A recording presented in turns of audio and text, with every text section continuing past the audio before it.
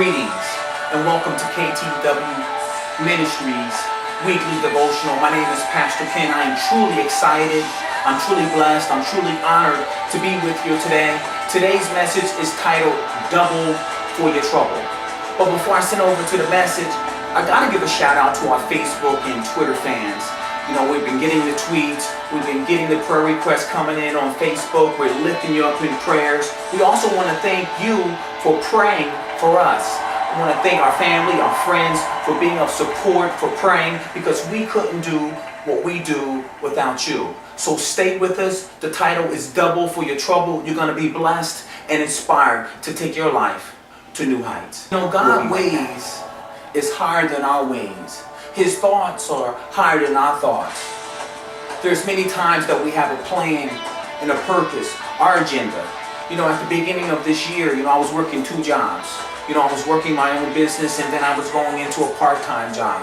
But one particular day, I went into my part-time job and they let me go. Now, I had a choice to make.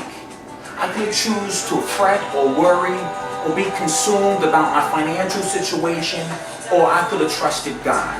God had thrusted me out from the shore into the deep, challenging me to trust Him. And what did He do? He gave me double. There was a young man who used to walk across a tightrope. I mean, he got really popular. He used to travel all around the world, walking tightropes. But one day he came up with his greatest feat. He decided that he was going to walk across the Niagara Falls.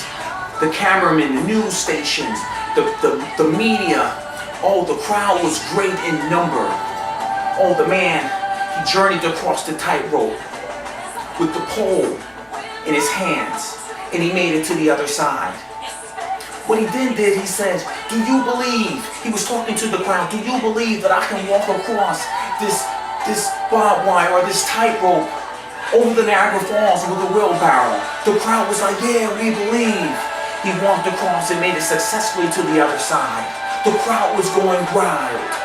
Finally, what he said is, "Do you believe that if I could put some bricks inside of this wheelbarrow and walk it across this tightrope across the Niagara Falls?" He says, "Do you believe?" The crowd went wild. And he said, "We believe."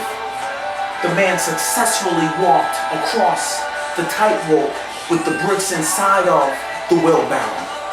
The man looked at the crowd. He looked into all the cameras. He says, "Do you believe that I can put someone inside this wheelbarrow and walk across the Niagara Falls on this tightrope?" The crowd once again stood up chanting, "We believe." And then he asked for a volunteer, and he didn't get in. Let me turn the corner on an analogy. We in church on Sundays. We sit in our homes in prayer, in Bible study. We talk to our friends about God, talking about we believe. But then God, He thrusts us out into the deep. And some of us become defeated. But today I'm challenging you to get in the wheelbarrow. I'm challenging you to get out the boat. I'm challenging you to step out in faith and trust God. And God will give you double for your trouble. 11:24 says, by faith, Moses, when he had grown up, refused to be known as the son of Pharaoh's daughter. He chose to be mistreated along with the people of God, rather than enjoy the pleasure of sin for a short time. He disregarded disgrace for the sake of Christ as of greater value than the treasure of Egypt, because he was looking ahead to his reward. Moses had a choice, just like me and you have a choice. He could have chose to indulge himself in the pleasures of Egypt. But what Moses did was he kept his eyes on God, because he knew that where God was taking him was greater. See, he was facing a very troubling time. A time that brought discomfort.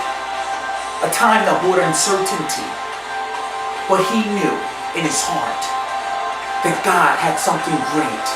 He was going through some trouble, but God was going to give him double.